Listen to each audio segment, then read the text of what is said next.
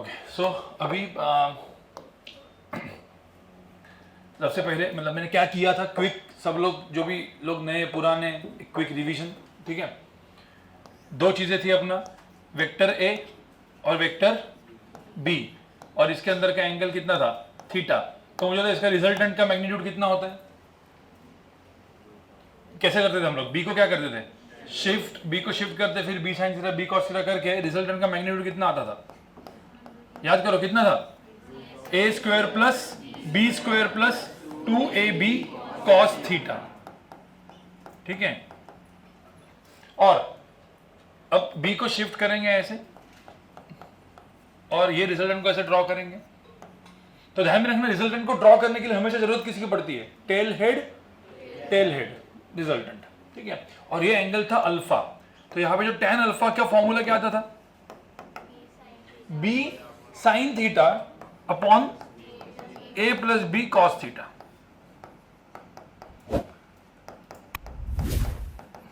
तेरे यहाँ पे दोस्त कौन है, ये है? तो भाई दोस्त का थोड़ा सा वीडियो देता, पूछता उसको कि कितना, कुछ भी इसने बोला नहीं तुझे कुछ करने के लिए, बोला था एक ही बार बोला था, कैसा दोस्त है।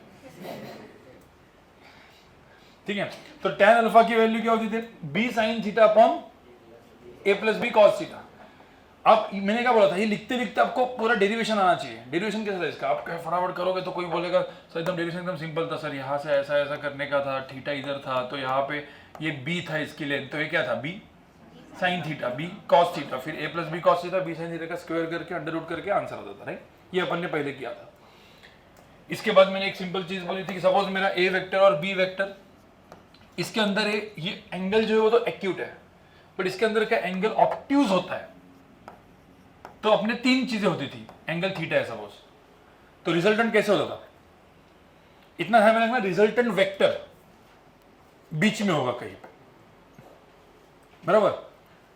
इन शॉर्ट जब फिजिक्स में क्या करेंगे, एक ऑब्जेक्ट के ऊपर दो फोर्सेस लगाए गए, तो दोनों फोर्सेस का रिजल्टेंट फोर्स कहां पे होगा, इन बिटवीन, मतलब वो ऑब्जेक्ट कहीं तो बीच में कहीं तो जाएगा, लेकिन कैसे जाएगा, तो रिजल्टेंट के तीन ऑप्शंस थे, कौन से, एक जो रिजल्टेंट का जो एंगल था इसके साथ, वो क्या था, एक्यूट, मतलब जैसे रिजल्टेंट का एंगल है एक्यूट एंगल है।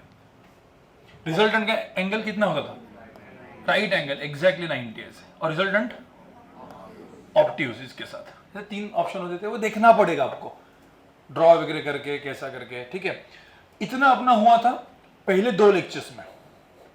फिर तीसरे लेक्चर में क्या किया था अपन ने, polygon law of vector addition, मतलब if you are adding more than 2 vectors, मतलब 3 वेक्टर्स 4 वेक्टर्स 5 वेक्टर्स 6 वेक्टर्स को ऐड करना है, तो हम डायग्राम कैसे बना देते, कॉन्करेंट, बट हमेशा रिजल्टेंट ड्रॉ कैसे करते थे हम लोग, टेल हेड। तो जो पॉलीगॉन एंड कंपोनेंट वगैरह जो पढ़ा था, उसके बाद अलग अलग, अभी हम लोग क्या करते हैं, क्वेश्चंस पहले सॉल्व कर लेते हैं। तो आप लोग अभी एक काम करो, इसका ऑब्जेक्टिव लेवल 2 खोलो। ऑब्जेक्टिव लेवल 2 के अपन ने पहले 5-6 क्वेश्चंस किए थे कि नहीं किए थे, कुछ किया ही नहीं था। चलो, तो पहले काम करो, लेवल 2 क्वेश्चन नंबर 1 इजी है, करो, ट्राई मारा होगा आपने, क्वेश्चन नंबर 1 करो सब लोग, level 2 question number 1।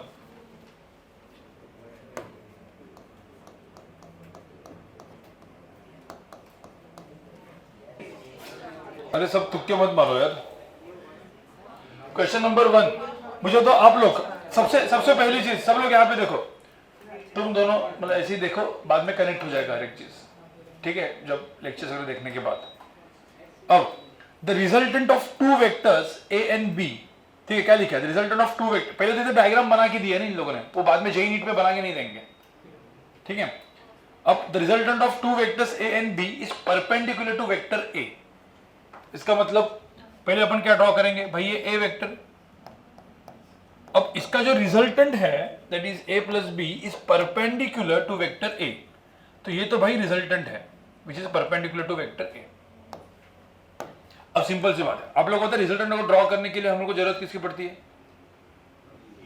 Tail head. तो ये ए वेक्टर रिजल्टेंट है, तो बी कैसे होगा,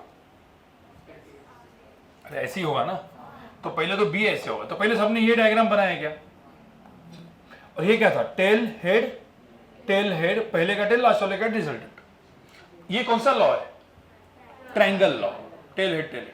बट अपने को एक्चुअल में जो फिजिक्स में ड्रॉ करना होता है वो क्या करना होता है, मतलब बी को क्या करना होता है, शिफ्ट। जो भी तो ये पहले निकाल देते हैं अपन, वो शिफ्ट कर लेंगे बाद में, जो इधर डायग्राम में दिखाया भी है।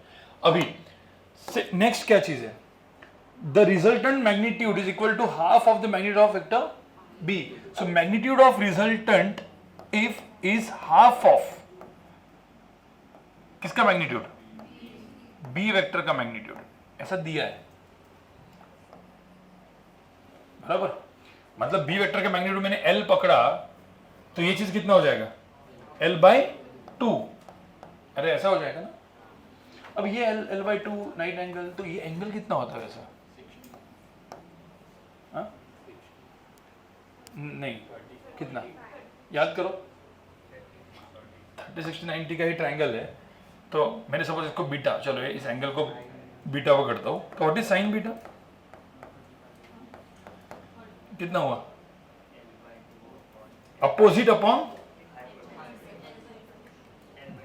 एडजेसेंट। तो l/2 अपॉन l मतलब कितना, l/2 अपॉन क्या l मतलब कितना 1/2। तो साइन बीटा 1/2 होगा, तो बीटा की वैल्यू कितनी होगी, कितना 30 डिग्री। भाई साइन 30 इज हाफ। अरे वो टेबल भी पहले लेक्चर में बना के दिया था ना, जो बचपन से पढ़ते हैं आप लोग।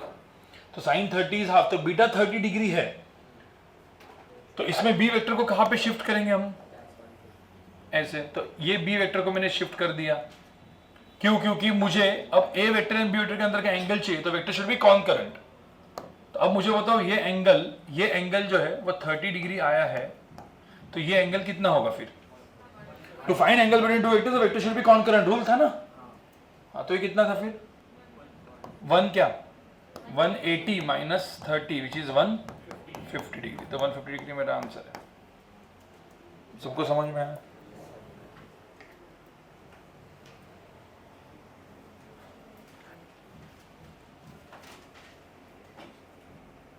तो क्वेश्चन डायग्राम से बहुत इजीली सॉल्व हो गया। किसका आया था एक आंसर, ठीक। क्वेश्चन नंबर 2 करो। अब क्वेश्चन नंबर 2 करो, क्वेश्चन नंबर 2 करो। ओके अब देखो, अब जैसे आप क्वेश्चन पढ़ते हो, ठीक है। अब सब लोग सुनो एक चीज। अब जैसे हम लोग यहां पे देखेंगे A vector plus B vector gives me C vector, बराबर। मतलब C is resultant of A and B. और फिर आप देखते हो कि भाई मैग्नीट्यूड ऑफ ए, मतलब ए की वैल्यू कितनी है। अब कभी ध्यान रखना, ए वेक्टर इक्वल टू 4 कभी नहीं लिखना है। इधर ए वेक्टर का मैग्नीट्यूड लिखो, सिंपली ए लिखो। ए का मतलब क्या, मैग्नीट्यूड ऑफ, मतलब ए वेक्टर जो है ना उसकी लेंथ इज 4, द बी का लेंथ इज 5 एंड सी का लेंथ, सी मतलब resultant vector, the length is √61। अब मैंने बोला कोई भी क्वेश्चन सॉल्व करने के दो तरीके थे, क्या, वो शिफ्ट मेथड और दूसरा क्या, फॉर्मूला। अब आप देखोगे इसमें पहले किसी को नहीं समझ स्ट्राइक हो रहा है कि क्या लगाना है, तो दोनों चीज ड्रॉ करके कर सकते हो। बट अब यहाँ पे आप देखोगे भाई सी वेक्टर का है और आपको फॉर्मूला पता है, क्या होता है formula, mod of magnitude of R कितना होता है। मतलब ये जो फॉर्मूला जो है, magnitude of R is equal to √a² plus b² plus 2ab cos theta. बस ये चीज लगाना है, जिसमें अपने को पता है मैग्नीट्यूड ऑफ आर कितना दिया है, √61।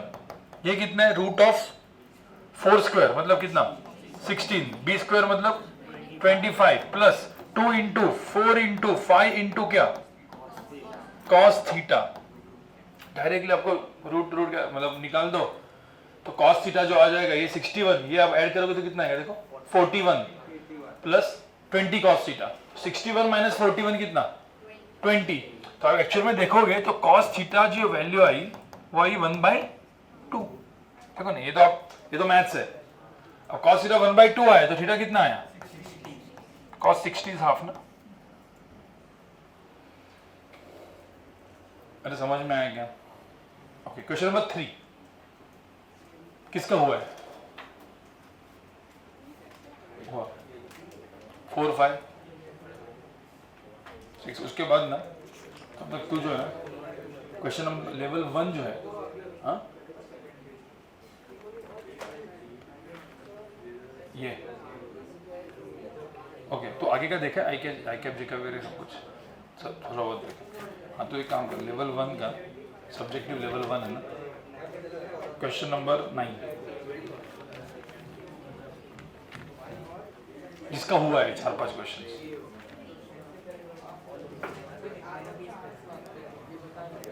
हाँ क्या हो गया था लेवल 1 क्वेश्चन नंबर 9 हुआ, लेकिन 9 हुआ निकाल और बताओ मुझे। ओके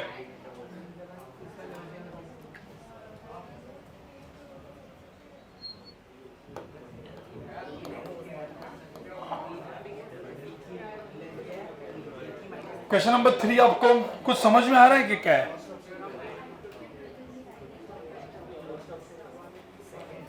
नहीं तुमको तो भाई, तुझे तो वैसे ए वेक्टर बी वेक्टर मॉड वगैरह सब पता है कि नहीं? नहीं पता, कुछ भी थोड़ा सा पता है उससे तो ठीक है।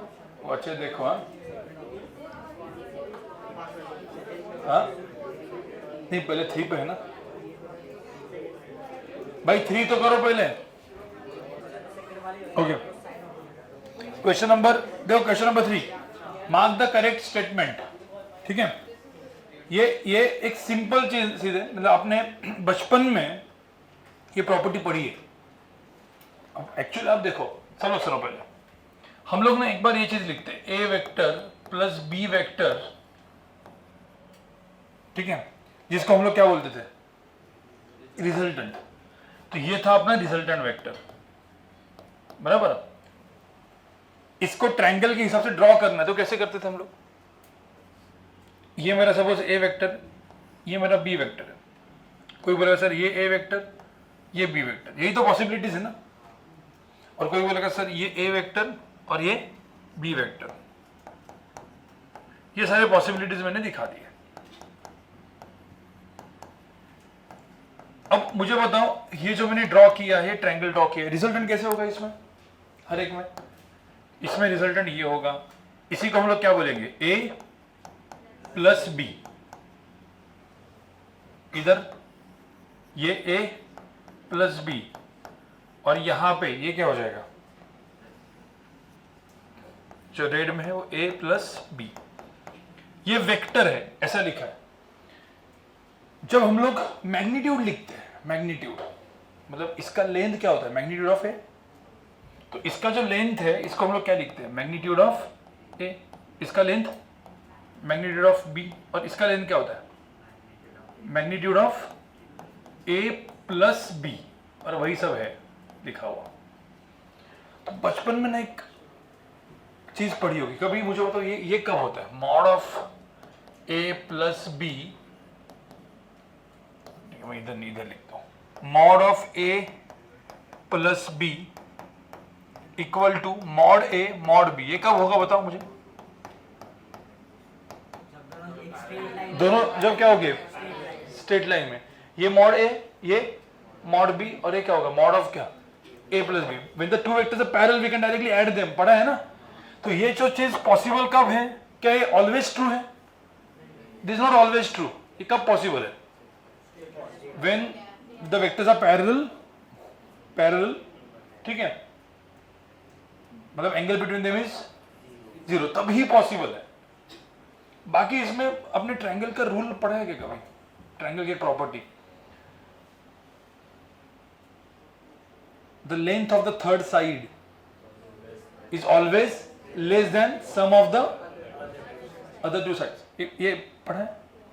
तो सम ऑफ मतलब लेंथ ऑफ दिस, इसकी लेंथ, तो basically mod of A plus B, the sum the third side का जो लेंथ होता है, it is always what? Less than mod of क्या?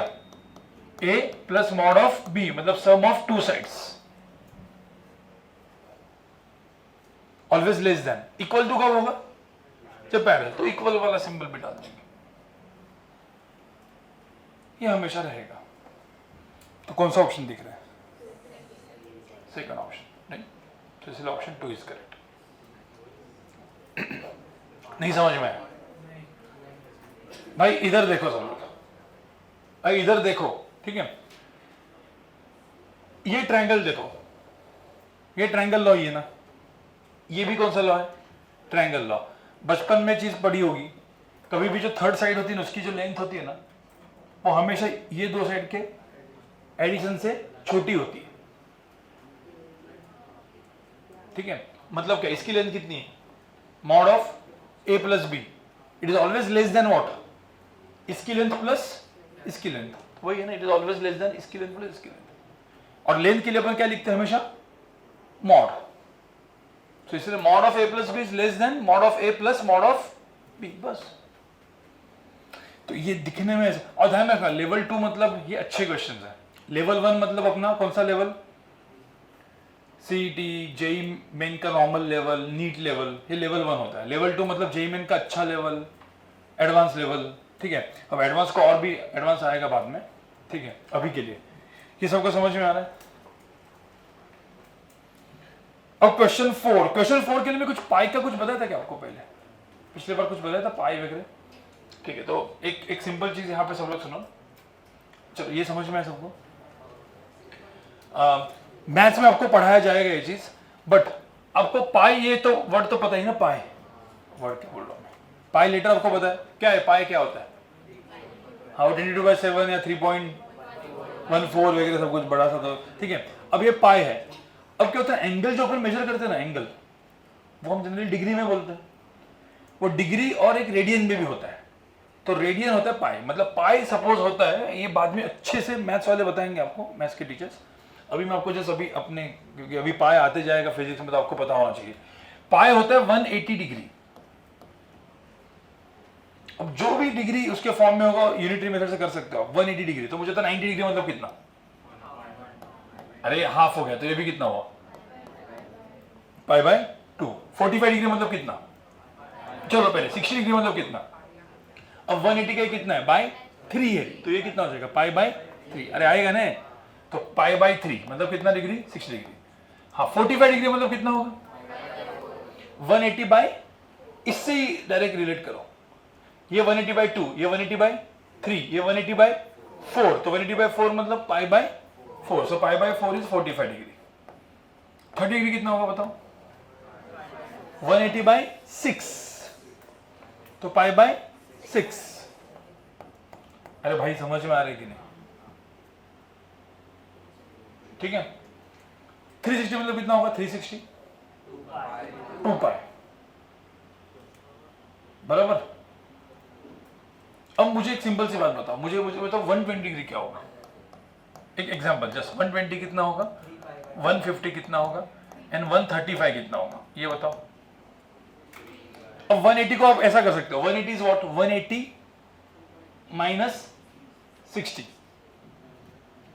तो मतलब क्या, पाई माइनस क्या, अरे आपको समझ में है, मतलब आप ऐसा भी कर सकते हो, मतलब जैसे इसको क्या लिख सकते हैं हम लोग, 180 माइनस क्या 60, यहाँ पे क्या 180 माइनस 30, यहाँ पे 180 माइनस 45, तो यहाँ पे अपन क्या लिख सकते हैं, 180 कितना होता है पाई, ये क्या होता है पाई बाय 3, ये पाई, ये कितना पाई बाय 6, और ये पाई, ये कितना पाई बाय 4, तो कितना आंसर है, पाई माइनस पाई बाय 3 कितना होता है, 2 पाई बाय 3, अरे बराबर ना, ये कितना 5 पाई बाय 6, ये कितना 3 पाई बाय 4। ये मैं आपको जस्ट बता रहा हूं कि हाउ टू कैलकुलेट पाई वाला से, कुछ ज्यादा इसमें समझ में आ रहा है। अब ये आप सिर्फ पाई 180 लिखो, बाकी सब कुछ उससे निकलता है।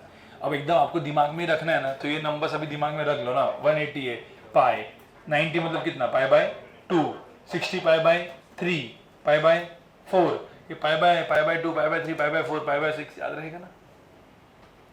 ये कुछ एंगल्स याद ही रख लो, क्योंकि वो क्विक अपने को दिमाग में आने चाहिए, ठीक है। और कुछ ये वाले एंगल्स इतने दिमाग में आने चाहिए, ओके। गाइस यहां पे सब लोग देखो, क्वेश्चन नंबर 4 देखो, क्वेश्चन नंबर 4 हुआ क्या सब लोग का, कितने लोग का हुआ क्वेश्चन नंबर 4, क्वेश्चन नंबर 4 कितने लोग का हुआ? क्वेश्चन नंबर 4 देखो फर्स्ट की तरह है, फर्स्ट एंड फोर्थ सेम है। क्या है लिखा है यहाँ पे? The resultant C of A vector A and B is perpendicular to A. मतलब क्या, ये वेक्टर ए है, resultant C is perpendicular to vector A, बराबर। एंड क्या दिया हुआ है? Also mod A is equal to mod C. इसका मतलब mod of A equal to mod of C. इसका मतलब ये दोनों लेंथ क्या है? इक्वल। भाई अभी तो बी वेक्टर तो पहले तो ऐसा होगा ड्रॉ, ये बी वेक्टर, बट अपन ने क्या बोला था? अब कोई बोलेगा सर इन दोनों के अंदर का एंगल तो कितना दिख रहा है? 45, but this is not angle between two vectors. To find angle between two vectors the vector should be concurrent. मतलब क्या? हाँ, दोनों का वेक्टर का टेल क्या होना चाहिए? सेम। ये फर्स्ट लेक्चर में लिखवा के भी दिया था, राइट? सो इस बी को पहले अपन क्या करेंगे? शिफ्ट। फिर ये क्या हो जाएगा? दोनों वेक्टर्स क्या हो जाएंगे? कॉनकरेंट। अब ये मुझे बताओ, ये ऐसा है तो इसका एंगल कितना था? 45 आता है ना? क्यों 45 वैसे? अच्छा, आइसोसेलेस ट्रायंगल से दोनों सेम साइड से, तो ये 45, ये भी कितना? 45। तो ये 45 होगा, तो ये कितना होगा टोटल एंगल? 180 माइनस 45 कितना? 135। अब 135 डिग्री मतलब कितना? अभी तो लिख के दिया था 3 पाई बाय 4, 3 पाई बाय 4। ये आप टिक करोगे। आया क्या समझ? क्या नहीं है?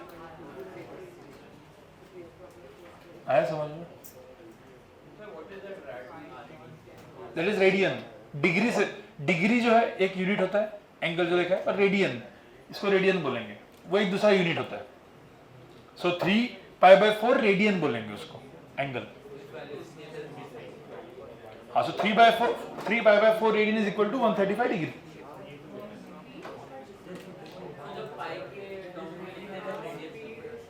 हाँ, अब क्वेश्चन नंबर 5। भाई क्वेश्चन नंबर 5 करो।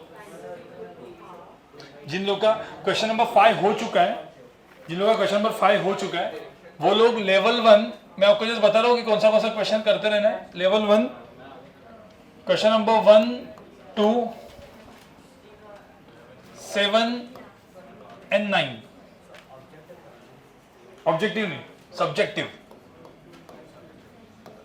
ये सब्जेक्टिव है क्योंकि लेवल 1 ऑब्जेक्टिव है ना। लेवल 1 ऑब्जेक्टिव में वो आई कैप जेकब के कैप है ना, बहुत नकली चीज है वो।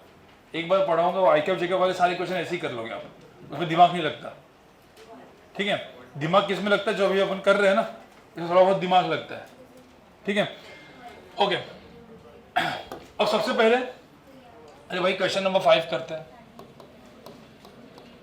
किसका हुआ क्वेश्चन नंबर 5? आप में से कितने लोग उनका क्वेश्चन नंबर 5 हुआ है?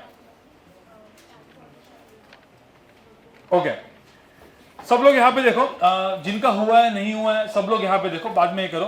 मैं आपको ये बता रहा हूँ कि क्वेश्चंस को कैसे हैंडल करना होता है। अभी तक यहाँ पे अपने क्या देखा है? Vector A and vector B का रिजल्टेंट क्या होता है? फॉर्मूला और शिफ्ट मेथड, बस यही है। क्वेश्चन नंबर 5 आप देखोगे क्या दिया है, पहले जो दिया है वो ड्रॉ करो। क्वेश्चन नंबर 5 में क्या है? 2 vectors A and B. So 2 vectors, यहाँ पे देखो ए एंड वेक्टर बी, कितने एंगल पे है वो लोग? They're at an angle 60 degree with each other. So 60 degree with each other, theta ऐसे लिख दिया। जो अपने को पता है वो लिख देने का। देन क्या? Then their resultant makes an angle 45 degree with A vector. So the resultant of A and B, resultant of A and B makes an angle 45 degree with A। कैसे ड्रॉ करोगे? पहले रिजल्ट को draw करने के लिए क्या करना पड़ता है? B को पहले shift, so will shift B, ये हो गया B ऐसे शिफ्ट। फिर अपन ड्रॉ करेंगे यहाँ पे रिजल्टेंट, तो ये हो गया रिजल्टेंट। ठीक है, ये हो गया रिजल्टेंट। अब रिजल्टेंट मेक्स एन एंगल कितना? 45 डिग्री। तो ये एंगल 45 डिग्री है विथ A, ये दिया है। और क्या दिया है? Magnitude of B is equal to कितना? 2। ये 2 यूनिट्स दिया है, तो ये निकालना है। मतलब क्या? ये ए की वैल्यू यहां पे निकालनी है, ए मतलब मॉड ऑफ ए। अब मुझे एकदम सिंपल बात बताओ, यहां पे इस क्वेश्चन को सॉल्व करने के कितने तरीके थे? 2। क्या करते थे हम लोग? एक क्या था? फॉर्मूला। कोई बोलेगा सर फॉर्मूला करना है, शिफ्ट करना है, पता नहीं है, तो आप दोनों चीजें लिखो, दोनों चीजें लिखो, इसका फॉर्मूला लिखो, देखो उससे कुछ होता है क्या। शिफ्ट वाला करो उससे होता है। पहले अपन शिफ्ट वाला देखते, क्योंकि शिफ्ट पहले बताया था ना मैंने, तो शिफ्ट वाला देते। मुझे तो मैग्नेट ऑफ आर निकालने के लिए क्या करते थे, सबसे पहले क्या करते थे, बी को शिफ्ट करते थे, वो कर दिया। उसके बाद परपेंडिकुलर ड्रॉ करते थे, ऐसे इधर से ऐसे एक्सटेंड करते थे, याद करो ना। अब ये एंगल 60 है तो ये एंगल भी कितना है 60। फिर क्या करते थे, अब ये 2 है 60 है तो ये चीज क्या हो जाएगी 2 क्या 2 sin 60। कितना होता है 2 sin 60 और 2 cos 60। तो अभी अपन देखेंगे यहाँ पे 2 sin 60 मतलब क्या 2 इंटू √3/2, 2 कैंसिल तो कितना √3। ये सब कुछ तुम लोग को रटना पड़ेगा क्योंकि ये आईजी में कैलकुलेटर में होता था, ठीक है। 2 cos 60 कितना होता है 2 इंटू हाफ कितना 1, तो ये होता है 1। तो भाई ये 1 था, ये √3 था। अब आप देखोगे 45 डिग्री अल्फा भी दिया हुआ है, मतलब बड़े वाले ट्रायंगल में, देखो बड़े वाले ट्रायंगल में if this is 45 then this is also कितना 45। इसका मतलब क्या, ये लेंथ और ये लेंथ दोनों क्या होगी सेम। या कोई बोलेगा sir tan 45 opposite upon adjacent, tan 45 कितना 1। या फिर वो 1 लिखने की आपको पता है, लिखने की जरूरत नहीं, आपको पता है कि ये जो लेंथ है और ये लेंथ सेम क्यों होती है भाई। अरे आइसोसेलेस ट्रायंगल है ना, इसमें भाई एक 45 डिग्री हुआ, ये भी 45 डिग्री हुआ, तो ये लेंथ इक्वल टू क्या होती थी ये लेंथ, पता है ना। हाँ तो ये लेंथ है कितनी √3, ये लेंथ कितनी है √3, मतलब a+1 अभी कितनी है लेकिन है a+1 और ये कितना है √3, तो a+1 इक्वल टू √3 मतलब a की वैल्यू कितनी √3 - 1। ये आंसर है। किससे सॉल्व हो अपना, अपन जो फर्स्ट लेक्चर में शिफ्ट से। अब कोई बोलेगा सर शिफ्ट से नहीं करना है, फॉर्मूला से कर सकते हैं क्या। तो फॉर्मूला से देखो, मतलब आप लोग कैसे पहले दिमाग लगाओगे सर, तो फॉर्मूला तो पहले मॉड आर का दिया था, 2 फॉर्मूले थे ना, कौन से थे tan alpha and magnitude of R. तो पहले आप मैग्नीट्यूड ऑफ, कोई बोलेगा सर कुछ दिमाग बिना लगे, magnitude of R is equal to √a² plus b² कितना है 4 plus 2 into a into b, a into 2 into क्या cos कितना 60। बट ये लिखने के बाद कुछ फायदा हुआ क्या उसका, बोलेगा सर इसके ये भी नहीं पता ये भी नहीं पता, एक इक्वेशन दो पॉसिबल नहीं है। दूसरा फॉर्मूला कौन सा था tan अल्फा का फॉर्मूला क्या है, tan क्या अल्फा इज व्हाट 45 डिग्री, तो tan 45 डिग्री, ये भी फॉर्मूला किया था अपन ने, tan 45 इक्वल टू क्या b sin थीटा, b कितना है 2 sin 60 अपॉन क्या a जो पता नहीं है प्लस क्या b कितना है 2 cos 60। अब मुझे बता भाई इससे तो हो ही गया ना, tan 45 कितना होता है 1, और ये पूरा का पूरा इसमें डालोगे तो किसकी वैल्यू मिलेगी a की, काम हो गया तुम्हारा। तो एक्चुअली यही क्वेश्चन अपन ने फॉर्मूला से भी किया और किससे किया शिफ्ट वाले मेथड से भी किया। जो सबसे आपको ज्यादा पहले क्लिक होता है आप आंसर निकालो, आंसर से मतलब है अपने को, कोई देखने वाला है नहीं कि कैसे सॉल्व किया आपने, बराबर ना। कोई होगा उसने एक लाइन में सॉल्व करो या 10 लाइन में सॉल्व करो, कोई देखने वाला नहीं है, राइट। तो जो क्लिक होता है आपको क्लिक बनाना है, ये सबको समझ में है, ठीक है। ये होने के बाद, और ये सारे क्वेश्चन जो मैं भी कर रहा हूं ना, ये सारे के सारे आपको एज होमवर्क करने हैं, मतलब जिनको हुए ठीक है, बट एज होमवर्क फटाफट जस्ट 1-2 मिनट में ट्राई मारना है, मतलब दिमाग में बैठेंगे। जनरली ये मुझे होमवर्क देना था, बट पिछले लेक्चर में आई थिंक मैंने दिया भी था होमवर्क, शायद बाद में मिला था ना। हाँ वो वर्कशीट एंड मॉड्यूल दोनों बाद में हुआ आपका, तो इसलिए आपको होमवर्क ही नहीं गया, और होमवर्क नहीं गया इसलिए आपने ना कुछ पढ़ के ही नहीं आया, बराबर ना। वैसे ही होता है, और जब पढ़ के नहीं आता ना तो आदमी ऐसा बैठता है।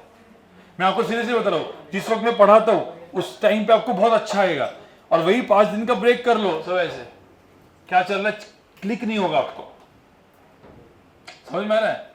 जैसे मैंने आज पढ़ा है, आज क्वेश्चन दिए तो फटाफट, जैसे कंपोनेंट्स पिछले बार किया उसके बाद हुआ फटाफट आ गया, वही 7 दिन अभी नहीं आएगा, भूल जाओगे भाई, मेमोरी, ठीक है।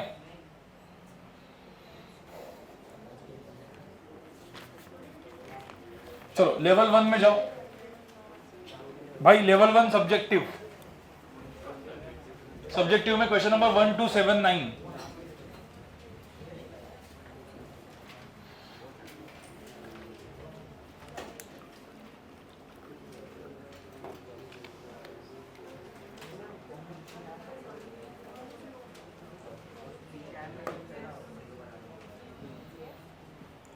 ओके, लेवल 1 में सब्जेक्टिव में जो क्वेश्चन नंबर 1 है, एक बार पढ़ो जरा क्या है, क्या लिखा है।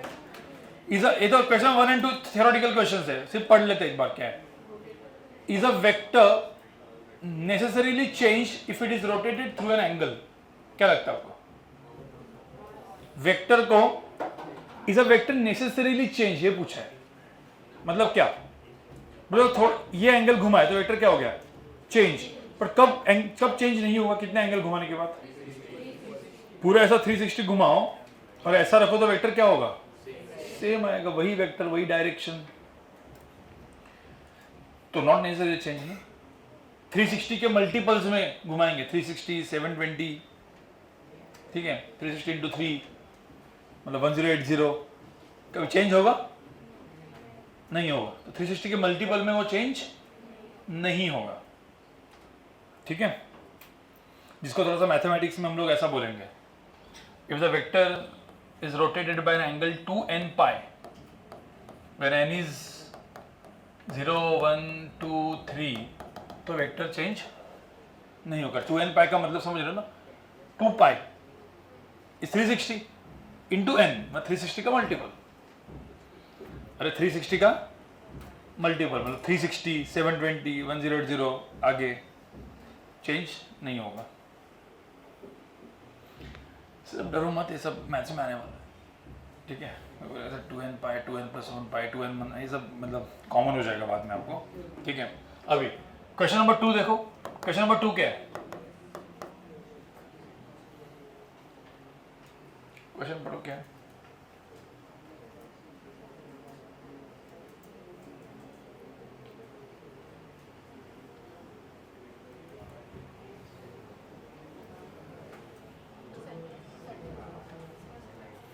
पहले तुमने तो फर्स्ट वाला, is it possible to add 2 vectors of unequal magnitude to get 0 resultant? पहले तो मुझे तो वेक्टर्स को सब्ट्रैक्ट करना है, मतलब सब्ट्रैक्ट मतलब वेक्टर को ऐड करके कैंसिल करना है। तो वेक्टर्स कैसे होने चाहिए? एंटी पैरेलल, मतलब वेक्टर ए ऐसे होगा तो वेक्टर बी कैसे होगा? ऐसे। Now suppose if I want to add this 2 vectors to get 0 resultant, इसका मतलब कब होगा? When A is equal to B, then they will cancel each other. अरे मतलब एक बॉटल को यहां से फोर्स लगाया, उतना ही फोर्स वहां से लगाया, तो बॉटल मूव करेगी क्या? नहीं, because forces they cancel each other. Similarly यहां पे A is equal to, so लिखा क्या है यहां पे? Unequal magnitude. When they are of unequal, they are not equal, तो कभी भी रिजल्टेंट 0 नहीं होगा। सेकंड देखो, सेकंड क्या उसका आगे का sentence, is it possible to add 3 vectors of equal magnitudes and get? अरे भाई इसी को क्या बोलते हैं? Polygon law. अब पॉलीगॉन लॉ में कोई बोलेगा सर ए, बी और सी। ओके, मुझे पहले तो एक बात बताओ, इसमें फर्क क्या है जो भी मैं दिख रहा हूं? ए, ये एक डायग्राम और ये एक डायग्राम, मुझे बताओ इसमें फर्क क्या है? ये ए, बी और सी, और यहाँ पे ए, बी और सी, इन 2 डायग्राम में फर्क क्या है वो बताओ। पहला वाला डायग्राम क्या है? A plus B, tail head पहले का टेल दूसरे का हेड, मतलब क्या है? This is C vector is what? Resultant of A plus B. और ये तो ये कौन सा लॉ है? Triangle law. ये कौन सा लॉ है? पॉलीगॉन। टेल हेड और इसमें कुछ बच नहीं रहा है, कुछ बच नहीं रहा मतलब कौन सा वेक्टर? 0 क्या बोलते हैं? Null vector. सो बेसिकली यहां पे क्या होगा? A plus B plus C gives me कौन सा वेक्टर? 0, एंड 0 मतलब क्या? Null vector. समझ में आ रहा है? हाँ, तो मुझे बताओ, yes we can add 3 vectors of unequal magnitude to get what? Zero vectors. देखना ये अनइक्वल मैग्नीट्यूड के तीनों दिन वेक्टर को ऐड करके वेक्टर कितना है, जीरो। तो इट इज पॉसिबल।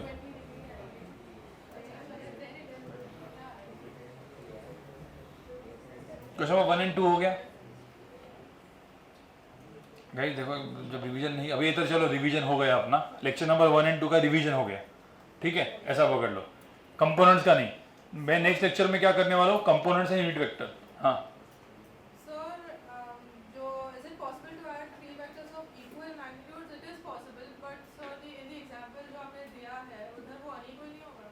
हाँ, देयर अनइक्वल मैग्नीट्यूड, तो even if you add all the equal magnitude के वेक्टर्स तो जीरो मिलेगा ही, अनइक्वल में भी मिलेगा। If you can add 3 vectors of unequal magnitude to get zero vectors. दिख रहा है ना यहाँ पे, इक्वल में तो मिलेगा ही मिलेगा। तो इक्विलेटरल ट्रायंगल बना दो, उसमें तो जीरो हो ही रहा है ना, a plus B plus C equal to zero.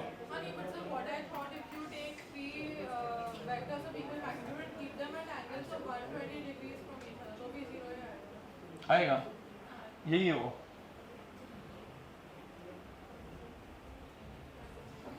देखना, शिफ्ट इट हियर, ए इधर शिफ्ट कर, सी को इधर शिफ्ट कर, 120 120 120 इक्वल स्पेसिंग, ठीक है। तो yes you will get,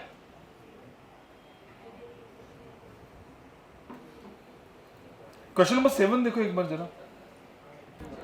okay guys, सब लोग यहाँ पे एक बार बात देखो, let A vector and B vector with the 2 vectors of magnitude कितना, 10 यूनिट्स। मुझे बताओ, मतलब एक मिनट, अब पहले मैंने X and Y axis draw किया, ठीक है। फिर क्या लिया, ए एंड बी का मैग्नीट्यूड दोनों का 10 है। दिया क्या, if they incline to X axis at an angle कितना, 30 डिग्री, सो ए वेक्टर, भाई सब लोग यहां पे देखो, पहले मैं ये बना रहा हूं, 10 मैग्नीट्यूड का यहां पे 30 डिग्री एंगल पे है, उसके बाद सेकंड 60 डिग्री,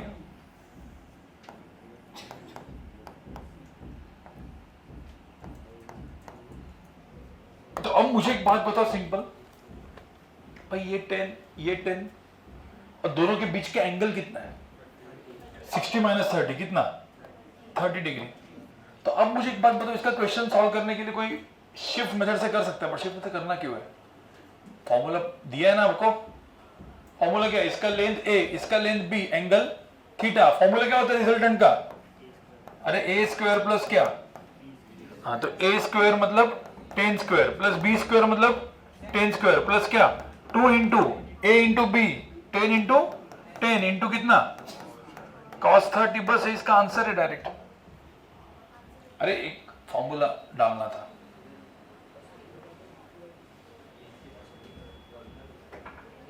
अरे समझ में आ रहा है कि नहीं, ये फॉर्मूला आपने जो पढ़ा है, बचपन से पढ़ते आए, अभी 2-3 लेक्चर से, उसको डाल आंसर निकालना था। अरे भाई समझ में आए, ओके। और सब लोग सुनो, अभी जो भी करना है वो होमवर्क करना है, क्वेश्चन नंबर 9 वगैरह भी होमवर्क करना है। और मैं आपको अभी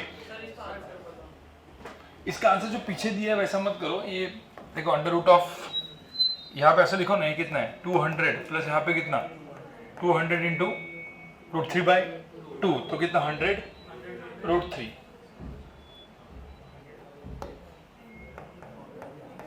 अब कोई बोलेगा सर यहाँ से 100 कॉमन निकालो, तो यहाँ पे क्या आएगा 10 अंडर रूट ऑफ क्या 2 प्लस √3, बस ये आंसर है। अरे 100 नहीं, वो सब मत लिखो ना, ऐसे ही लिखो, वो सब लिखोगे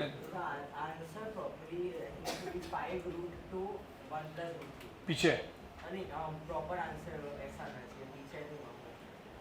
तो पीछे जो आप स्क्वायर करो और इसको भी स्क्वायर करो तो आपको आंसर सेम ही दिखेगा।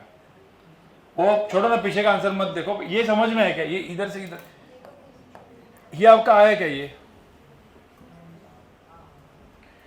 इसको इससे करना होता, किससे, शिफ्ट से, तो आप क्या करते फिर बी को क्या करते ऐसे शिफ्ट, और रिजल्टेंट कहां पे आता, एग्जैक्टली ऐसे बीच में, और फिर यहां पे अपन क्या करते हैं ऐसा और ऐसा एक ऐसा ट्रायंगल बनाते हैं ना, ऐसे आंसर क्या आता सेम ही आता, ऐसा करके बस एंगल अपन ऐसा बना देते, अभी ऐसा बन रहा है वो, ठीक है। तो ये एंगल 30, फिर ये एंगल 30 करते, फिर ये क्या होते हैं 10 cos 30 10 sin 30 मतलब 5√3 n 5 करके आंसर आपका। अरे सबको समझ में आया कि नहीं, आंसर सेम ही आता वैसे, कुछ अलग है नहीं, ठीक है। नहीं मैं उल्टा लिखा, सॉरी, 10 sin 30 मतलब यहाँ पे 5 n यहाँ पे, और फिर इसका स्क्वायर वेयर करके आंसर, ठीक है। अब गाइस सब लोग सुनो, अभी मैंने क्वेश्चन सॉल्व किए बराबर, एक्चुअली क्वेश्चंस आपको करके आने थे, ठीक है, और फिर यहां पे हम लोग को उसको डिस्कशन करना था, ठीक है। बट मैंने भी क्वेश्चन एक अराउंड 8-9 क्वेश्चन सॉल्व करके दिखाए, 5 + 4 9 टाइप्स 9 क्वेश्चन सॉल्व करके दिखाए। अभी आपको क्या करना है, अपना जो डीपीपी है घर पे क्या करना है, ठीक है। सबसे पहली चीज मैं आपको ये बताना चाहता हूं कि अभी देखो, अभी तो जस्ट स्टार्ट हुआ है, और उसमें भी अपना 1 वीक के बाद लेक्चर हो रहा है, और 1 वीक में आप सब चीज भूल रहे हो, आपका आप समझ रहे हो, ऐसे पूरा का पूरा जब जेई और नीट का सिलेबस पढ़ोगे, पूरा 30 chapters physics, 30 chapter 100 chapters physics chemistry maths, 100 chapters physics chemistry biology, और वो आप रिवाइज नहीं करोगे तो सब जाने वाला है।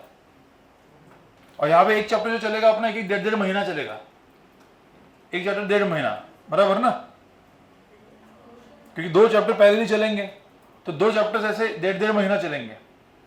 शरद सर 1.5 महीना चलाते रहेंगे, मैं 1.5 महीना चलाते रहूंगा, चलते रहेगा, और ऐसे करते करते जब पोर्शन खत्म होगा, ठीक है, तो आप सोचो 10 दिन में आपका स्पीड खत्म हो जाता है, ये चीजें भूल जाते हैं। तो आज जो पढ़ने वाले 5-6 महीने के बाद पढ़ने वाले, आपने सही तरीके से रिवीजन नहीं रखा तो खत्म। रिवीजन का एक तरीका होता है, जिस वक्त मैं पढ़ाता हूं उसके 24 आवर्स के अंदर, या मैक्स टू मैक्स 36 आवर्स, मतलब 48 आवर्स तो एकदम डेडलाइन है, उसके अंदर वो वाला चीज घर पे जाके रिवाइज करके उसका क्वेश्चन सॉल्विंग कर देने का। तो भूलने वाला जो मेंटली जब भूलते हो ना, कम भूलोगे। बस वही चीज 3-4 दिन के बाद आपने पकड़ी तो 50-60% गायब हो जाएगा, आपका स्पीड गायब हो जाएगा। 7-8 दिन के बाद, 10 दिन के बाद तो भाई ऐसा ये मतलब होने वाला आपके साथ, ठीक है। और स्केलर वेक्टर में हमेशा मैं वापस रिवीजन करवा रहा हूँ, इसलिए थोड़ा सा तो दिमाग में आ रहा है, ठीक है, पर बाद में जाके वापस थोड़ी रिवीजन होगा, क्योंकि फर्स्ट सेकंड मंथ है, इसीलिए अपन आराम से चल रहे हैं। 4-5 महीने के बाद वही वापस रिवीजन नहीं होने वाला है, फिर तो फुल फ्लेज में पोर्शन आगे बढ़ेगा। मतलब कैसे होता है मैं आपको बताता हूँ। इनिशियल 6 मंथ्स में, मैं एग्जाम्पल दे रहा हूँ, इनिशियल 6 मंथ्स में आपके सपोज 6 चैप्टर्स हुए, तो आगे के 6 मंथ्स में आपके 12 चैप्टर्स होंगे, मतलब स्पीड क्या हो गया, डबल। और फिर लास्ट के 6 मंथ्स में हाँ अराउंड 18 to 20 चैप्टर्स। इस तरीके से स्पीड बढ़ता है। तो इनिशियल 6 मंथ्स आपका दिमाग डेवलप होते रहता है, एक बार वो डेवलप हो गया फिर स्पीड, और फिर मतलब आप ऐसा पकड़ लो मार्च तक आपका 11 का सिलेबस खत्म होता है, और अप्रैल से लेके अगस्त तक या सितंबर मैक्स आपका 12 का पोर्शन खत्म होता है। आप समझ रहे हो? तो 12 का पोर्शन स्पीड में जाता है, क्योंकि तब आपका दिमाग बन चुका होता है, ऐसा हम समझते हैं। बट आपने वो नहीं बनाया तो भाई हालत खराब। इसीलिए मैंने आपको आई थिंक वो बताया था कि नहीं बताया था पता नहीं, मैं अभी बता के रखता हूं।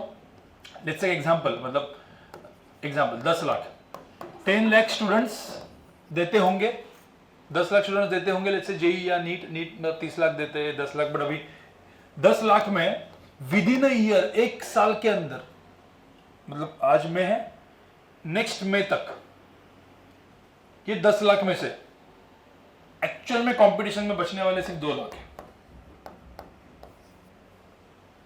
मतलब क्या, 8 लाख खत्म, छोड़ देते हैं मेंटली, तो आपका कंपटीशन इन सिर्फ 2 लाख के अंदर होता है, और यही 2 लाख फिर आपको वो फाइनली 92 परसेंटाइल वगैरह जो दिखता है ना वो आता है। बट ये 2 लाख के अंदर आना है तो भाई प्रॉपर तरीके से रिवीजन करते रहो और दिमाग में डालते रहो कि मुझे वो 8 लाख में नहीं आना, इसमें आना है।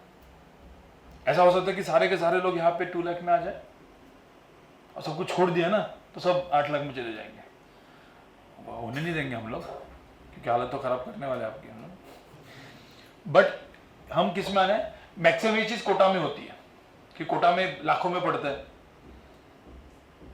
लाखों में मतलब जैसे अपना इधर का वो विले पार्ले एरिया में 2-4 गलियां दिखती है आपको, कोटा में तो ये पूरा का पूरा विले पार्ले जो सब पेरीफेरी अपन देखेंगे ना, इसमें बिल्डिंग ही बिल्डिंग है, सिर्फ बिल्डिंग। मतलब ऐसा ये बिल्डिंग, ऐसे एक बिल्डिंग एजुकेशन हब टाइप, वैसे ऐसे 5-5 6-6 फ्लोर की, ऐसे कम से कम ऐसे 100 बिल्डिंग रहेगी।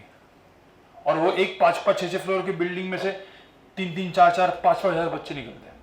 तो वो एक एरिया जो है, इस एक एरिया में से ऐसे मतलब देखोगे सारे वाइब्रेंट, मतलब एलन वाइब्रेंट, फिर उसके बाद वहाँ पे मोशन, ऐसे अलग अलग क्लासेस है, ठीक है। और वो क्लासेस एक एक क्लास में, एलन में तो बहुत ज़्यादा है, पता है ना एलन कोटा में कितने लोग हैं, नहीं पता आपको। इसीलिए तो एलन का यहाँ का जो भी सेंटर्स होता है उनको वो भाव भी नहीं देते, कुछ मतलब फर्क भी नहीं पड़ता उनको, ठीक है। एलन का कोटा सेंटर में 1.5 लाख स्टूडेंट्स हैं, 1.5 लाख भाई, 1.5 लाख मतलब समझ रहे हो ना, पूरा महाराष्ट्र की जितने लोग जेई देते होंगे वो सब। क्योंकि पूरा का पूरा उधर क्या होता है, पूरा राजस्थान, यूपी, बिहार, सब कहाँ पे जाता है, कोटा फैक्ट्री में, ठीक है। फिर उधर वाइब्रेंट में 30-40,000 स्टूडेंट्स, फिर एक दूसरा क्लास आएगा उसमें 50,000 स्टूडेंट्स, रेजोनेंस, ऐसा मतलब यहाँ पे 500 1,000 लोग, वहाँ पे ऐसे 50,000 लोग, 50,000 30,000, समझ रहे हो। जैसे अपने महाराष्ट्र में सेम कल्चर है एक जगह पे, नांदेड़, लातूर, सुना है नांदेड़ जगह तो सुना है, सुन लिया अभी, थोड़ा सा तो ज्योग्राफी। नांदेड़ करके एक जगह है महाराष्ट्र में, वहाँ पे एक नीट का कोचिंग क्लास है, उसका नाम है IIB, ideal institute of biology. मतलब ये सब 30-35 साल हो गए इन सब क्लासेस को, IIB। उधर 15-20 हज़ार बच्चे एक उसमें, और उधर तो नीट वाले जो स्टूडेंट्स है उसमें सपोज 15,000 स्टूडेंट्स होंगे ना, तो उसमें कम से कम 5 से 6 हज़ार स्टूडेंट्स कम से कम 3 से 4 साल ड्रॉप लिए होते हैं। मतलब क्या, 12th के बाद 3 साल और ड्रॉप लेते हैं, ड्रॉप, क्योंकि उनको डॉक्टर ही बनना होता है। तो 12th में हुआ नहीं, फिर वापस 1 साल ड्रॉप लिया मतलब प्रिपरेशन किया, फिर फर्स्ट ड्रॉप में भी नहीं हुआ, फिर सेकंड ड्रॉप, फिर थर्ड ड्रॉप, ऐसे 3-3 4-4 साल ड्रॉप। अब तो आप सोचो नीट में ये जो नंबर्स बढ़ रहे हैं ना, 25 लाख 30 लाख, आपके टाइम में 30 लाख तक जाएंगे, क्यों बढ़ रहे हैं भाई? 30 लाख में से तो 30-40% स्टूडेंट्स ऐसे जो ड्रॉपर्स होंगे। ड्रॉपर्स मतलब आपने 2 साल पढ़ा, उन्होंने 5 साल पढ़ा है वही चीज। तो बायोलॉजी तो एकदम रटा रहेगा उनको तो 360 में से बायोलॉजी में 360 आता ही है। उनकी हालत कहाँ पे खराब होती है पता है? फिजिक्स, क्योंकि फिजिक्स में लगता है दिमाग और अटके नहीं होता, बराबर। तो इसलिए मैं आपको बता रहा हूं, नीट वाले लोगों को तो भाई सबसे पहली चीज 4 से 5 महीना दिमाग बनाओ, अब बाकी लोगों को पीछे कर दोगे। लोग क्या करते हैं, बायोलॉजी लेके बैठते हैं क्योंकि अच्छा वही लगता है। नीट वालों की बात कर रहा हूं, ठीक है। पर वो मत करो, उल्टा करो, जो नहीं अच्छा लगता वो लेके बैठो, 5-6 महीने में उसके ऊपर दिमाग लगाओ, वो एक बार अच्छा हो गया। और सिमिलरली मैंने आपको जी वालों के लिए क्या बोला था, जी वालों के लिए गंदा क्या लगता है? नहीं, मैथ्स तो गंदा, मतलब वो तो गंदा नहीं बोल सकते। केमिस्ट्री मतलब बोरिंग लगेगा केमिस्ट्री। जिनको केमिस्ट्री अच्छा लगता है ना, वो जेई में बहुत अच्छा स्कोर करेगा। मैं आपको सीरियसली बता रहा हूं, जिसको केमिस्ट्री अच्छा लगता है भाई, जिसको केमिस्ट्री अच्छा लगता है ना, वो बहुत अच्छा स्कोर करेगा। केमिस्ट्री अभी नहीं है, अभी 10 दिन पढ़े हुए बोल के तो बोलेगे सर मजा आ रहा है, वो नहीं। और वो बचपन वाला 10th का केमिस्ट्री नहीं बोल रहा हूं मैं, 10th के केमिस्ट्री में अच्छे मार्क्स आते होंगे तो भाई केमिस्ट्री हमारा अच्छा है, नहीं। एक 5-6 महीने के बाद। और बचा क्या? फिजिक्स तो बोल दिया, केमिस्ट्री बोल दिया, बचा है मैथ। मैथ्स अभी मैथ्स आपको कौन पढ़ा रहा है अभी? भानुशरण किशन सर। अब मैं आपको एक चीज बताता हूँ, ठीक है, जितने भी लोगों को यहाँ पे ना artificial intelligence, AI, machine learning आजकल वो चल रहा है, तो उसका कीड़ा है ना कि मेरे को एआई एमएल में कुछ अच्छा करना है या कुछ अच्छा चीज इंजीनियरिंग में करना है। जितने भी लोगों को एआई एमएल में बहुत अच्छा करना है, उनका मैथ्स बहुत अच्छा होना चाहिए। मैथ्स अच्छा नहीं होगा तो आप एआई एमएल अच्छा नहीं कर सकते, सबसे पहली चीज, ठीक है। इसीलिए जेई लेवल का जो मैथ्स है, मतलब आगे सपोज मतलब जिंदगी में जिसको पैसा कमाना है ना, कमाना तो है ना कोई भी तरीके से, आपका मैथ्स अच्छा होना चाहिए। और जेई में मैथ्स बहुत अच्छे लेवल का क्यों दिया, एटलीस्ट उस लेवल पे आने के लिए आप इधर तो आओगे मैथ्स में। हर जगह में मैथ्स है। जितने भी हेज फंडर्स है, हेज फंडिंग करके जो है, पूरा का पूरा क्या है, मैथ्स। जितने भी हाई फ्रीक्वेंसी ट्रेडर्स है, मैथ्स। और सब इंजीनियर से दिखेंगे आपको, हर कोई इंजीनियर दिखेगा, कोई भी कॉमर्स वाला दिखेगा नहीं, क्योंकि कॉमर्स वालों का वैसे भी मैथ्स बेचारों का 11-12 में ही गुजर जाता है, ठीक है। 10 तक है कुछ पढ़ा होता है, 11-12 और बीकॉम में मैथ्स की हालत खराब हो जाती है, ठीक है। तो इसलिए कोई कोई मुझे बोलता है कि इसका मैथ्स अच्छा, और बोलता है मुझे कॉमर्स करना, भाई बेचारा डूब जाता है, मैं सीरियसली बता रहा हूँ, ठीक है। जिसको ऐसा सीए वगैरह भी बनना है, तो मैं भी बोलता हूँ इंजीनियर बनो, और उसके बाद सीए तो आराम से हंस खेलते बनोगे आप, सीए सीएफए एग्जाम आराम से कर दोगे। तो कॉमर्स, बायोलॉजी जिनका अच्छा नहीं है, जिनका कॉमर्स, जिनको इंजीनियरिंग मतलब मैथ्स टूवर्ड्स जाना है, लॉजिक टूवर्ड्स जाना है, मैथ्स अच्छा करो। शायद मैथ्स बहुत अच्छा करने के बाद जेई में मैथ्स में स्कोर नहीं आएगा, क्योंकि उसमें सबसे ज्यादा कम स्कोर आता है, ठीक है। जेई मैथ्स बहुत डिफिकल्ट हो जाता है, ठीक है। बट एटलीस्ट मैथ्स जो है वो आपका स्ट्रांग बनेगा, और आगे जाके 6-7 साल के बाद आपको बहुत बहुत ज्यादा फायदा होगा। इवन आपको सपोज लेट्स से आईआईटी नहीं मिला, आपने नॉर्मल एनआईटी भी नहीं मिला, आईआईटी भी नहीं मिला, नॉर्मल लोकल कॉलेज में भी गए ना इंजीनियरिंग में, विजेटीआई, सरदार पटेल, उधर भी जाके अपने मैथ्स जेई का पढ़ा है ना 11-12 में, वहां पे हेल्प करता है बहुत, समझ रहे ना। मतलब जितने भी लोग अभी इवन कुछ इंटर्न हमारे साथ अभी काम कर रहे हैं, तो मैं 2 तरीके के इंटर्न दोनों को देख रहा हूँ। अब अभी अपने सरदार पटेल कॉलेज है, ठीक है, उसके अंदर मुझे एक एआई का इंटर्न मिला है, और एक आईआईटी बॉम्बे के 3-4 एआई के इंटर्न्स है जो भी एट प्रेजेंट हम लोग के साथ है, ठीक है। मैं आपको बता रहा हूँ, वो सरदार पटेल वाला इंटर्न भी उसका बहुत अच्छा दिमाग चलता है, काफी अच्छा कुछ कर रहा है, क्योंकि उसने ना 11-12 में जेई पढ़ा था। होता नहीं 11-12 में 2 तरीके से लोग पढ़ते हैं, कोई बोलता सरदार पटेल जा रहे हैं तो 2 तरीके से कर सकते, कैसे जाएंगे 2 तरीके से। सरदार पटेल जाना है तो एक तो करेगा सीईटी, और एमएससीईटी के क्लासेस तो बहुत सारे हैं। एमएससीईटी जाएगा, लोअर लेवल का मैथ्स पढ़ेगा, और सरदार पटेल या विजेटीआई में जाएगा, एक वे। दूसरा क्या करेगा, जेई पढ़ेगा, ट्राई मारेगा, आईआईटी नहीं हुआ तो कहां पे जाएगा। मैं आपको बता रहा हूं, जो आदमी जेई पढ़ के सरदार पटेल गया है ना, विजेटीआई गया है, वो आगे जाके कॉलेज में बहुत अच्छा करता है। क्यों? क्योंकि उसने भाई लॉजिकल सोचा है ना, लॉजिक क्या है, उसने हाई लेवल का सोचने की कोशिश की है। वही सीईटी वाला क्या रट रट के 10 में भी वही रटा था, 11-12 में वही रट रहा है, दिमाग तो कोई लगा ही नहीं है, ठीक है। इसीलिए आप जो सही कर रहे हो अभी, जो आपने टारगेट रखा है कि भाई मेरा अभी ये जेई का टारगेट है, या नीट का तो कुछ ऑप्शन ही नहीं है, ठीक है, बट जो नीट का टारगेट, जेई का टारगेट वो रखो। 2 साल के बाद क्या होगा वो अलग बात है, बट मैथ्स अच्छा करो, नीट वाले लोग भी मैथ्स अच्छा करो, जिससे फिजिक्स अच्छा हो जाएगा, ठीक है। कल ही बोर्ड का रिजल्ट है, इसलिए बता रहा हूं मैं, ठीक है। बाद में स्टोरी बता देंगे कभी, एक सब्ट्रैक्शन ऑफ वेक्टर मुझे बताना है, ठीक है। तो सब्ट्रैक्शन ऑफ वेक्टर में थोड़ा सा बाद में स्टार्ट किया अभी, क्योंकि ये थोड़ा सा कंफ्यूजिंग हो जाता है। तो सब्ट्रैक्शन ऑफ वेक्टर्स क्या होता है, now what is subtraction of vectors, पहले लिखो मत, ठीक है। सब्ट्रैक्शन ऑफ वेक्टर्स के पहले कुछ मैं रूल्स आपको बताता हूं, फिर मैं इसके ऊपर वापस आता हूं। So there are few rules.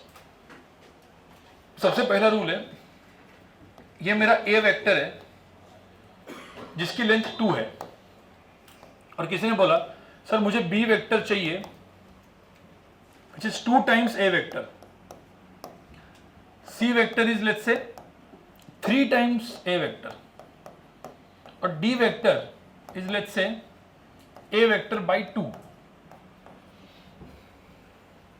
इसका मतलब अभी मैंने क्या किया यहाँ पे, वेक्टर को किससे मल्टीप्लाई किया, स्केलर नंबर के साथ ना। सो if I am multiplying scalar, देखो स्केलर इंटू क्या, वेक्टर, यहां पे मुझे क्या मिल रहा है, वेक्टर मिल रहा है। इवन इधर वेक्टर डिवाइड बाय क्या किया अपन ने, so vector divide by scalar से भी मुझे क्या मिला, वेक्टर मिल गया। मतलब ये क्यों ऐसे होता है, 2a वेक्टर का मतलब क्या होता है पता है, a plus A, in short we are adding two vectors ना। इसका मतलब क्या होता है, a plus A plus A. तो अब मुझे एक बात बताओ, बी वेक्टर को मुझे ड्रॉ करना है तो मैं कैसे ड्रॉ करूंगा बी वेक्टर को, ये a प्लस ए, कितना हुआ आंसर, 2a, मतलब कितना, बी वेक्टर का मैग्नीट्यूड कितना होगा 4, सी वेक्टर का मैग्नीट्यूड कितना हुआ भाई, सी वेक्टर a प्लस ए ना, tail head tail head tail head, कितना हुआ 6, बड़ो साहब करने की जरूरत नहीं है। तो ध्यान में रखना, if I multiply vector with a number तो वेक्टर का डायरेक्शन चेंज नहीं होता, सिर्फ वो छोटा होता है बड़ा होता है। जैसे यहाँ पे डी वेक्टर क्या हो जाएगा, ए वेक्टर बाई 2, मतलब कितना 1, तो डी वेक्टर की लेंथ कितनी हो जाएगी 1। और जो वेक्टर की लेंथ 1 होती है उसी को हम लोग बाद में हम नाम देंगे, नेक्स्ट लेक्चर में यही पढ़ना है अपने को, इसको हम लोग क्या बोलेंगे, यूनिट वेक्टर।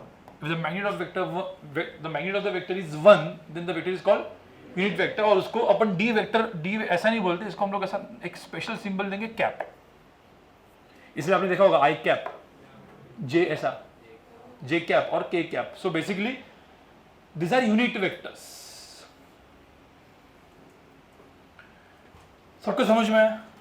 अब कोई बोलेगा सर लेकिन वेक्टर को can I change the direction of vector by multiplying number. if I multiply vector, sorry, if I multiply number with the vector, I will get, हाँ, but can I change the direction of vector by multiplying number? क्या मैं ऐसा 30 degree में कर सकता हूँ? नहीं, number से मल्टीप्लाई 30 डिग्री नहीं कर सकता। आप उस वेक्टर को क्या कर सकते हो, उल्टा रिवर्स कर सकते हो बाय मल्टीप्लाइंग निगेटिव, माइनस। जैसे यहाँ पे देखो मैंने ए वेक्टर दिया है, जैसे इसकी लेंथ 3 है, मैंने बोला B vector is minus of A vector, तो कैसे दिखेगा B vector, so it is -1 into A, मतलब बी वेक्टर कैसे दिखेगा, अपोजिट डायरेक्शन में, कितना 3। अब किसने बोला sir C vector minus of 2a vector, तो सी वेक्टर कैसे दिखेगा, और लेंथ कितनी दिखेगी, ध्यान रखना लेंथ कभी -6 मत लिखना, because length is never negative, it is always positive ना। सिर्फ क्या चेंज होगा इसमें, डायरेक्शन, ए ऐसे था तो माइनस ए ऐसे होगा। सबको समझ में आया। अब लिखना नहीं, मतलब ये बाद में लिख लो। अब इसको लेके हम थोड़ा सा इसमें जाते हैं सब्ट्रैक्शन ऑफ वेक्टर्स में।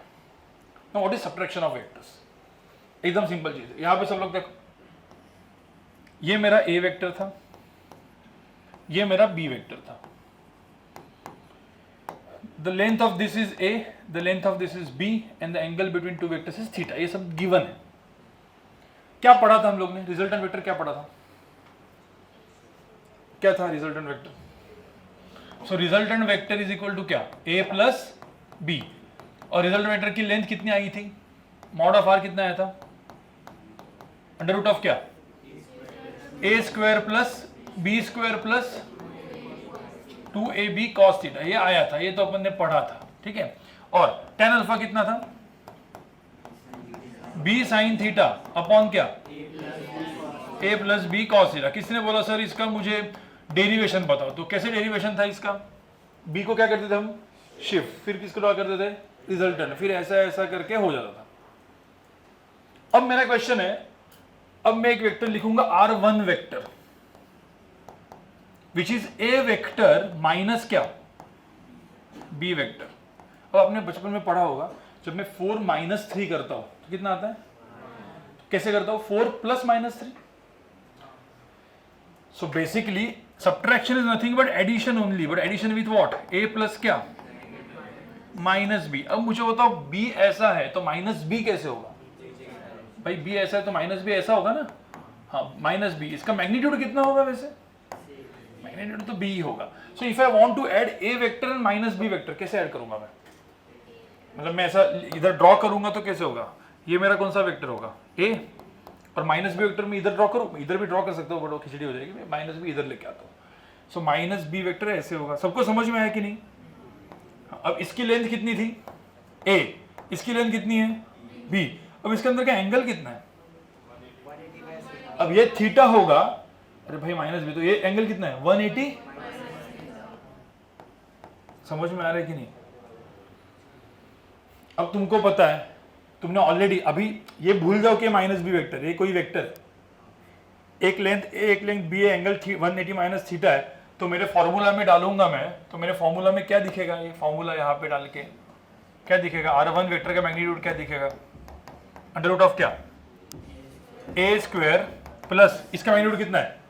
बी स्क्वायर प्लस, नहीं प्लस क्या, 2ab कॉस ऑफ कितना? हाँ ये थीटा नहीं, अभी कितना है? 180. अरे मतलब ये फॉर्मूला मुझे डिराइव करना है ना, तो कॉस ऑफ क्या हो जाएगा? 180 माइनस थीटा. भाई समझ में आया? अब एक रूल जो अपने maths either Bhanu sir, Kishan sir पढ़ाएंगे आपको. कॉस ऑफ 180 माइनस थीटा, इसको हम बोलते हैं माइनस कॉस थीटा. आपने पढ़ा भी होगा ये चीज, मैंने आपको बोला भी था. कॉस 120 कितना होता है?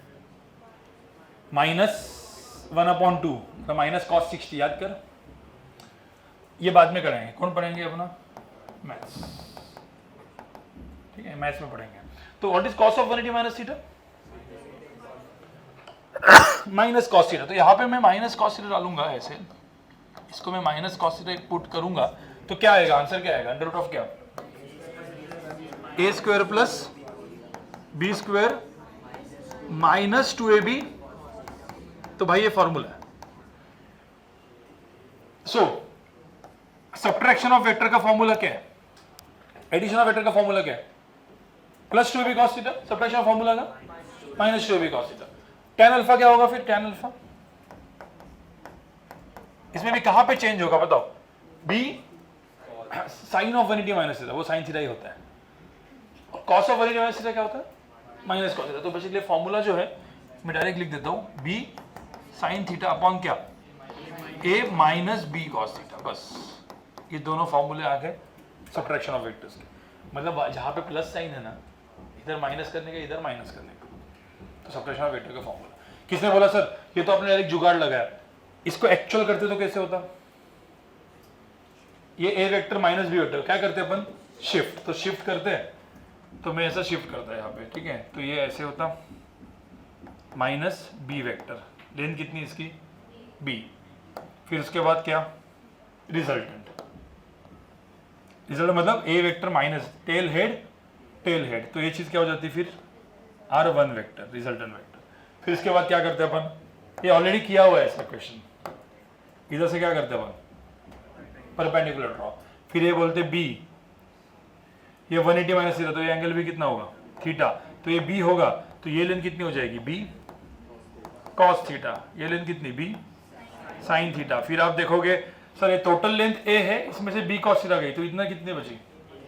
ए माइनस, हाँ तो ये जो लेंथ बची ये ए माइनस बी कॉस थीटा बची, और ये लेंथ कितनी बची? बी. फिर ए माइनस बी कॉस थीटा का स्क्वायर प्लस, आंसर क्या आता? यही आता. तो सब्ट्रैक्शन ऑफ वेक्टर भी देखो, अभी मैं जो बोल रहा हूं वापस एक बार सुनो, इसमें कंफ्यूजिंग होता है आदमी. ए प्लस बी में, ए माइनस बी में कंफ्यूजन होता है हमेशा. कंफ्यूजन क्या है? ये ए है, बी है, how to find A plus B? Shift करते हैं डायरेक्टली बी को और रिजल्टेंट को ड्रॉ करते, फिर परपेंडिकुलर करके. How to find A minus B? A vector B को क्या करने का? उल्टा. तो एक्चुअली ऐड ए और बी को नहीं करेंगे, ए और माइनस बी को. तो इसको और इसको ऐड करेंगे, तो इसको और इसको ऐड करेंगे, तो इसको फिर शिफ्ट करके वापस परपेंडिकुलर. तो उससे आंसर क्या आया?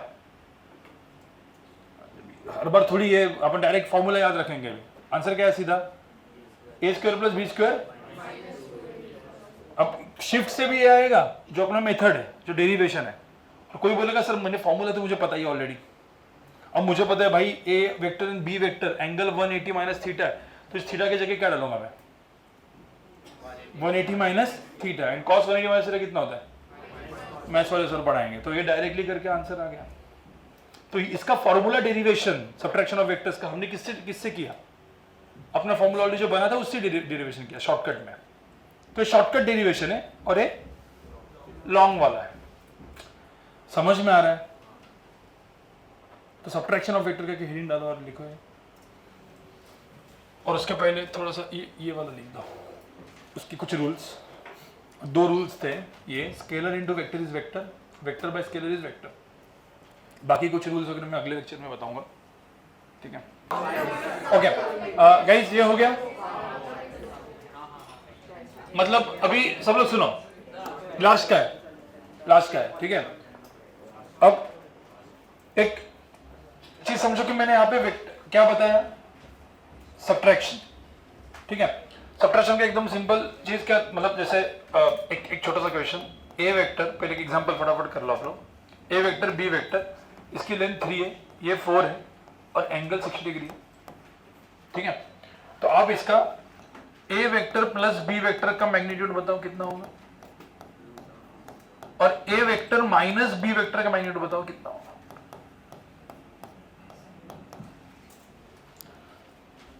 यूजिंग फॉर्मूला तो हमें पता है ना दोनों का A plus B and A minus B का बताओ कितना होगा बताओ। यहां पे क्या करेंगे अंडर रूट ऑफ क्या ए स्क्वायर कितना 3 square plus 4 square plus 2 into 3 into 4 into cos 60 कितना होता है हाफ। इसका क्या होगा 3 स्क्वायर प्लस 4 स्क्वायर। अब यहां पे सिर्फ फर्क कहां पे आएगा minus 2 into 3 into 4 into half बस ये फर्क रहेगा बराबर। अब इसी में मतलब ये जो फर्स्ट एग्जांपल अपने किया सेकंड एग्जांपल मैंने ऐसा दिया ये ए वेक्टर है और ये बी वेक्टर है इसका लेंथ 3 है इसका लेंथ 4 है और इसके अंदर का एंगल 120 है। अब मुझे बताओ A plus B and A minus B कितना होगा ये ए प्लस बी कितना होगा और ए माइनस बी कितना होगा।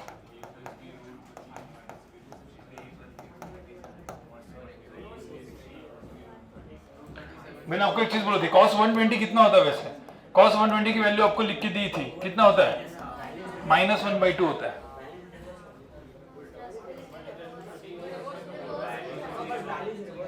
एक्चुअली रिवर्स हो जाएगा बराबर ना।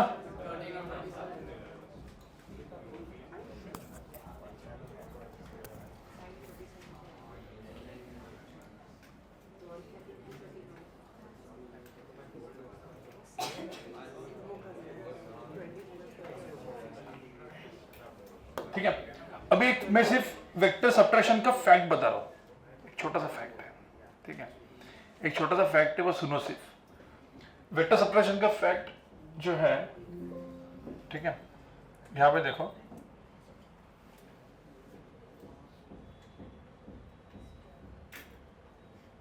ठीक है सब लोग यहां पे देखो ये मेरा ए वेक्टर है ये मेरा बी वेक्टर है। इसमें आप रिजल्टेंट ड्रॉ कैसे करते थे बी को क्या करते हैं शिफ्ट तो आप लोग क्या करते थे बी को ऐसे शिफ्ट कर देते फिर किसको शिफ्ट करते थे ए को शिफ्ट कर देते ऐसे ये हो गया मेरा ए ये हो गया मेरा बी। तो रिजल्टेंट क्या होता था रिजल्टेंट ये ना और इसको हम लोग क्या बोलते थे ए प्लस बी। तो ये एक डायगोनल था जो रिजल्टेंट था तो पैराग्राम का एक डायगोनल तो ये रिजल्टेंट ए प्लस बी दूसरा कौन सा डायगोनल है ए माइनस बी। एक डायगोनल ए प्लस बी होता है दूसरा कौन सा होता है ए माइनस बी क्यों। अब यहां पे समझो ठीक है। अब एकदम सिंपल मैं सिर्फ यहां पे ड्रॉ करता हूं ठीक है। ये मेरा ए वेक्टर है बी वेक्टर है सब लोग यहां पे देखो लिखो मत कुछ ये ए वेक्टर है बी वेक्टर है ठीक है। टेल हेड अब मैं यहां पे ये वेक्टर ड्रॉ कर रहा हूं ठीक है ऐसा। तो यहां पे कौन किसका रिजल्टेंट है रिजल्टेंट कौन है ये है ये है ये है कोई रिजल्टेंट यहां पे हाँ कौन Q tail head is equal to क्या बी। तो मतलब सब लोग सुनो यहां पे मैंने इस वेक्टर को R1 वेक्टर लिखा है तो अभी अपने हिसाब से ए वेक्टर प्लस क्या r1 वेक्टर इक्वल टू क्या बी वेक्टर। तो r1 वेक्टर कितना हुआ, ए को इधर लेके जाएंगे तो b माइनस ए। समझ में आया? डायरेक्ट यहां पे भी ड्रॉ कर सकते ना, और ऐसे ड्रॉ कर रहे तो मैं, तो रिजल्टेंट कौन होता ए, मतलब this plus this is equal to क्या ए। तो वो क्या होता फिर a माइनस बी। अब ये b माइनस ए तो ये क्या होता निगेटिव ऑफ दैट ना, पता ना निगेटिव में उल्टा हो जाता है। समझ में आना? या कभी भी आपको दिमाग में याद रखना है तो क्या करने का होता है, ए वेक्टर, अब r1 वेक्टर यहाँ पे क्या हुआ b माइनस ए। तो आपको पता है ना a plus B minus A cancel तो b बनेगा ना। तो बेसिकली ये जो r1 वेक्टर से ड्रॉ किया है वो क्या हुआ b माइनस है। समझ में? तो मतलब मेरा दूसरा डायगोनल जो बना कौन सा वाला, ये वाला डायगोनल तो a प्लस बी था, तो दूसरा वाला डायगोनल है ये या ये, आइदर a माइनस बी या b माइनस है। ये कौन सा, ये क्या हुआ, जैसे मैं यहाँ पे ऐसा डायगोनल ड्रॉ किया तो बताओ ये क्या होगा फिर, a माइनस बी या b माइनस है, ये b माइनस है तो ये क्या हो जाएगा। हाँ, तो बेसिकली पैराग्राम के दो डायगोनल, एक a माइनस बी होता है, दूसरा क्या होता है a प्लस बी, यही तो दिखा ना इधर। तो सब्ट्रैक्शन ऑफ वेक्टर मतलब समझ में आना, ये सब्ट्रैक्शन सिर्फ ये एक डायग्राम ड्रॉ करके रखो। और आपको भी एज ए होमवर्क क्या बोला था मैंने, DPP 1, 2 and 3, 5 DPP है आपको आपके मॉड्यूल्स के। नीट वालों को ये नहीं है स्केलर वेक्टर, तो आपको क्या करना, नीट वालों को जेई वालों का जो मॉड्यूल है उसमें फोटो निकालना है, उसका पिक निकालो, ठीक है। और 1, 2, 3 DPP 1, 2 and 3 ऐसा होमवर्क करना है। होमवर्क का यहाँ पे रूल ऐसा होता है, आपको होमवर्क सबमिट करना होता है, नहीं उसी बुक में करो, सिर्फ ऑप्शंस मत लिखो, नहीं तो लोग ऑप्शन कैसे लिखते हैं, ए कॉपी नहीं, पर वो बहुत कम है। स्केलर वेक्टर जो है ना वो काइनेमेटिक्स में एकदम बहुत ही ओके, एक मिनट ना, मोशन इन द प्लेन में है, एक मिनट मैं सिर्फ देख रहा हूँ कि वो सेम है क्या, नहीं इसमें ना सब मिक्सचर है। आप जेई वालों का करो डेप्थ में थोड़ा, हाँ सॉल्विंग के साथ कुछ टर्म्स आएंगे उसमें, जैसे एक्सियल वेक्टर, पोलर वेक्टर, ये आपको पता नहीं होगा, कोप्लेनर वेक्टर, तो गूगल करो। थ्योरी वाला सा कोई टर्म्स आया तो गूगल करके चेको कि कोप्लेनर मतलब क्या होता है, कोएक्सियल क्या होता है, ठीक है। तो DPP 1 थोड़ा सा थियोरेटिकल है, DPP 2 and DPP 3 numerical solving है। ये पूरा का पूरा करो, क्योंकि नेक्स्ट वीक के एंड में आपकी टेस्ट होगी, ठीक है।